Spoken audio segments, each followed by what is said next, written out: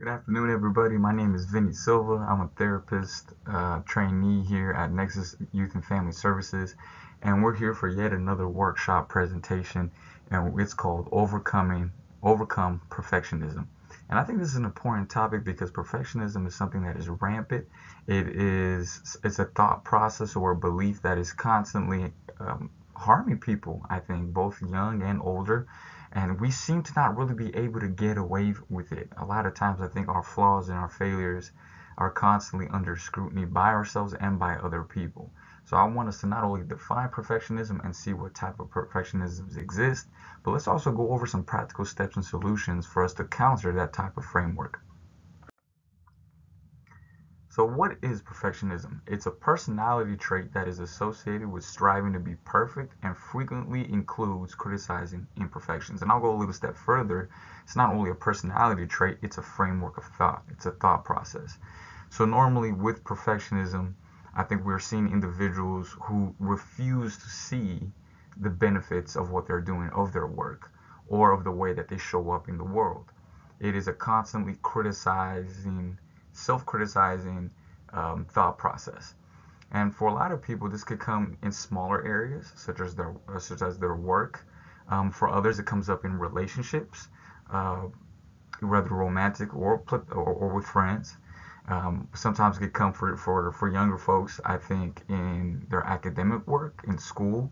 And so what we're doing is we're zooming in on the singular negative patterns within our actions and behavior and ignoring everything to decide that we are accomplishing and doing well. And what we're basically telling ourselves is our value equates to perfection. And we all know, I think deep down inside, that that's just not the case. It is impossible for any of us to maintain perfection consistently. But why does it come up and what types of perfectionisms can we be seeing? So there are three types of perfectionism. The first one is called self-oriented.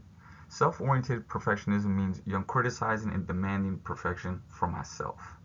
The criticism that I have, the judgment that I'm having, and the way that I view myself is in a highly critical lens. It's not being projected on other people or other institutions. It's all on me. And so these individuals are constantly having thought processes that are beating themselves up, themselves. We can also see people maybe tend to be a little bit more on the people pleasing side when we see more of a self-oriented perfectionism. So when there's a situation where another individual should be held accountable, they'll be the ones to say, no, no, it was all me. I should have done this. I should have done that.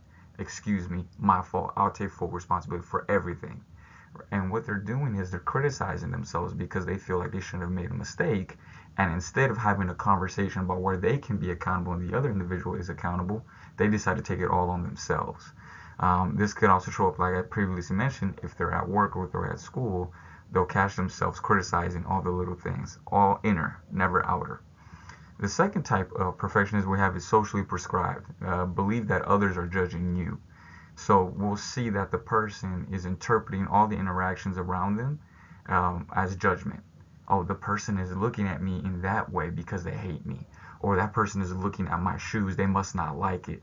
So the criticism in a fascinating way is projected on other people rather than themselves, but it's still a reflection, I think, of maybe some of the insecurities and low self-esteem that the individual has. And the last type of perfectionism is other-oriented, meaning we're hypercritical of other people. And so this could come up maybe in people who are nitpicking on every little thing in other people's behaviors, criticisms. This could be comments on appearances. This could even come up as passive aggressive jokes or passive aggressive comments. And you feel uncomfortable around this type of person because they're constantly criticizing you through these humorous ways or these passive aggressive ways, and they think it's not anything serious, but it's gradually, slowly taking away all our energy and really making ourselves question ourselves, what's our value if that's all that they're saying to us. So perfectionist tendencies that we can see, it's excessive activity, super obsessed maybe in one thing.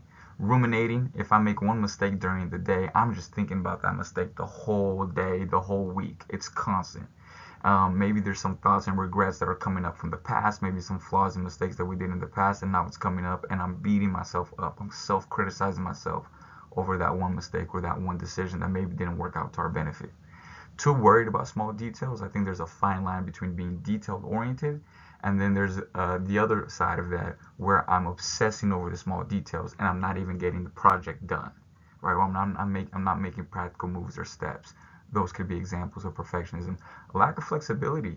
Maybe the person is too structure oriented to the point where if they're asked to kind of move in a different way, if they're asked to complete projects or communicate in ways that they're not accustomed to, and it's outside of that structured zone, that is because they believe this is the only way. This is the only way that I can have success. This is the only way that I can maintain that image of myself. So I'm not going to places where I feel uncomfortable. Setting expectations so high that they damage performance or self-esteem. And these are something that I see a lot even in the youth. When I'm working with youth, I'll see 14, 15, 16-year-olds put an expectation on themselves when it comes to making money. And they say, I see kids my age on YouTube making hundreds and thousands of dollars. And I'm like, do you have a YouTube channel? They're like, no. What are your dreams and aspirations? And then, it varies from being a mechanic to being a teacher. And I'm like, it's not feasible for you to expect yourself to make thousands and thousands of dollars when you still have studying to do to reach those accomplishments. And so that can end up damaging, I think, their self-perception or self-esteem because the expectation is too high. It's out of reach and it's not giving context to the situation. And other mental health issues surrounding it could also influence perfectionist tendencies. So this can also come up with people with eating disorders, people with anxiety and depression normally have a high self-critical thought process. Where can perfectionism appear? We can see this in hygiene. I have to constantly overclean myself to the point where I have to dress always nice. I always have to look presentable. Always, that key word, always coming up. We're seeing the person's self-perception, their image of themselves tied into how they look. So when that happens, there's a perfectionist tendency there. Studies and career, like mentioned before, maybe the person cannot see themselves failing a class. Maybe the person cannot see themselves getting an A- or a B+. Or a person within their own careers believes that they should be always at this certain level. And there's no respect for themselves or context for themselves about growing within the company and organization. These perfectionist tendencies are coming up. Or we'll see individuals who get caught up with a project and they'll never get it done because they want every single detail to be perfectly oriented. And sometimes you could even hear perfectionist people come back and look at their project who has a lot of success. And instead of, I think, taking in the constructive feedback, they'll immediately go to the negative of what they felt like they should have done. All perfectionist tendencies. Social presentation, right? I can't make a mistake out there. I always have to talk perfect. I have to always say the right things at the right time. Again, kind of tying into that people-pleasing tendency, the physical appearance, and even relationships, right? The way that they relate to people for themselves, they're always having to be perfect. I always have to show up in my best form, my best shape. And so, again, you're going to see a lot of ties between people-pleasing and perfectionist tendencies. So some statistics that I found interesting, from 1989 to 2016, there was a 10% increase in self-perfectionism. But this is what I find fascinating. There was a 33% socially perceived expectation of perfectionism. And this coincides, I think, with the rise of social media that we are seeing, particularly amongst the youth. We are seeing people interpret situations and circumstances around them as judgment constantly. And this is leaving them in a stage of anxiousness, maybe some paranoia, and I think even interpreting and projection certain emotions that are really not there. And that is going on the rise.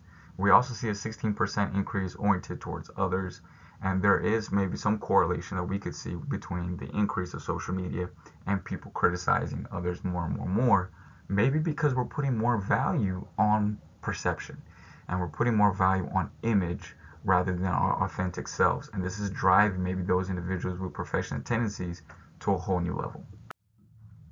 The why. There's multiple reasons why perfectionism can show up in our day-to-day lives. Buried emotions.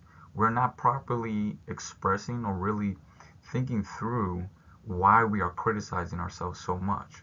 And we have some reflective questions for us to go over that I feel like would be very beneficial. Lack of validation. Maybe we don't have a strong support system around us that can really see the positives that we bring in other people's lives and in our world. There's maybe an inner shame of feeling that I'm just not good enough. I will never amount to the expectations that I put on myself or the people around me. Family and cultural expectations is huge. So we can see maybe people with a huge root, a lot of deep roots with their family and their culture. Maybe there's a legacy that they feel that they have to uphold to, and this is driving that perfectionist tendency of I can't afford a mistake because I'm letting so many other people down, and that's feeding that narrative, that story in their head that they can't make a mistake. Eternal pressure, it can be a response to childhood trauma. Um, I often even see aspects of in perfectionism and maybe some sexual assault survivors, those who have been in abusive relationships, because they were seeing themselves in a light where their self-esteem was so low, and they were taking accountability for the act that was committed to them. So there was a lot of shame, and then out of that shame, they felt like they had to be perfect out there in the world to compensate for the feeling that they had within themselves. The traumas that don't have to necessarily be those big T's. It can be little T's too, such as divorce, right? And it could be a critical environment. How many of us maybe were raised in a home that we saw our parents or grandparents nitpick and criticize our presentation, the way we talk, the way that we show up in the world, the mistakes that we've done, and not really give us grace for us as individuals and human beings who are growing and learning. And honestly, it kind of drives more and more people to a performative way of being, which is unfortunate. So consider this. This is the thought process. Perfectionism, that's the thought, right? That is the feeling that we're getting, the framework of thought. Really, what's under it is the fear of failing or procrastination, then. Because I fear of failing, maybe I'm going to put things to the side and not even actually attempt it because I'm afraid to fail. And we start criticizing ourselves. We go into this high anxious, depressive state of mind. We lose our confidence. The fear of failing increases. And then we got to go ahead and start a new habit, and then we restart the process again because perfectionism comes in. And so that is something for us to consider always in that loop, in that thought. Where are we falling here? And where can we lean on our support systems when we are staying stuck on any aspect of this thought cycle? So here are 5 questions that I wrote that I feel would be very important for us to reflect on for those of us who are struggling with perfectionist tendencies, or are raising people or with people who struggle with it. And so number one is, what are my underlying beliefs and self-imposed rules? What type of thought process do I have in my mind that's limiting my capacity to be human? What normally triggers my perfectionist behavior? Are there certain people, environments, and spaces that maybe take us to that space a lot quicker than other activities that we deal with on a day-to-day? How often do I congratulate myself on result-oriented success versus progress-oriented?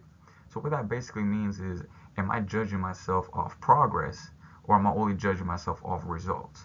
And so I think, to use a sports analogy, more often than not, I see a lot of athletes get into that mode where it's championship or bust.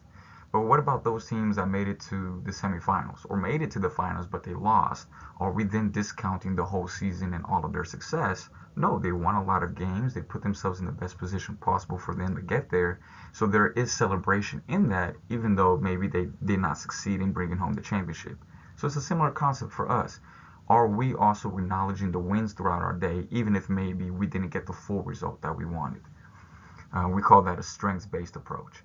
How can I show compassion to myself?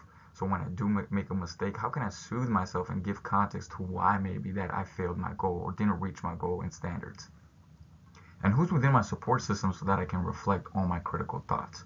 That is very important. Are there individuals that I can reflect back some of my criticism and maybe deconstruct it a little bit? And so for parents, I think it's extremely important because youth are always looking at us as the first initial representation of how we should speak to ourselves. So if we're making mistakes, I want us to model those mistakes and avoid language or behavior that make mistakes look embarrassing. And a lot of us have to do some self-work there because our grandparents, our parents, maybe we grew up in a generation where we had to be performative. We had to be perfect because we're representing our families and our community. And in turn, we're doing it to our kids, and our kids are not trusting us and talking to us about the mistakes that they're doing because they never saw us own up to mistakes and feel comfortable in it. And a lot of parents can kind of feel a little bit guilty in maybe covering up their mistakes instead of being upfront with it. focusing on progress rather than results. Even though the child may not be where they're at behavior-wise, academically, emotionally, on where we want it, where can we still see some positive and benefits in their actions that we can celebrate and acknowledge? Allow young people to enjoy and validate the successes that they have achieved. We need to allow space for accomplishments. It does not mean that we need to get stuck on an everybody gets a trophy mentality. That's not what I'm saying. Obviously, we want to incentivize them to keep going, but don't get so caught up to the point in you motivating your child that we ignore the foundational steps that they've done for them to get to this moment. Growth or not yet mentality. I think it's important that we go to a growth mindset and not and a not yet. I may not be accomplishing these things. My child is not accomplishing certain things yet. Not They don't have this skill yet. I think it's critical because that changes completely the framework of thought that we're growing through. It means, well, I have something to aim for. I can achieve that. It's just not here now. And assess the signs of repressed anger, hopelessness, persistent sadness, and mood. Those are huge signs and indicators of perfectionist tendencies because there's emotions that are at the root and core of that self-criticizing behavior. So if you're noticing that, I think it's important to draw that out as the parent in a safe space, in a loving way, so that they can open up. So some beautiful resources that I found, and I highly recommend all of you who are watching this video. Perfectionism Self-Help Workbook. It's long. There's a lot of modules, but choose, I think, a chapter that most relates to you for you to go ahead and do it by yourself or with your family. There's the 3 P's of perfectionism. I think it's a beautiful document that's able to break down 3 important concepts of perfectionism and the thought process behind it, and goal setting to manage perfectionism, which I think is very important. How can I manage goals in a way that still allows for grace and space for myself? So I thank you guys so much for watching yet another episode here at Nexus Youth and Families of our workshop. And I hope that you guys took something of benefit. And please leave a comment below on anything that has spoken to you. I appreciate it and have a good day.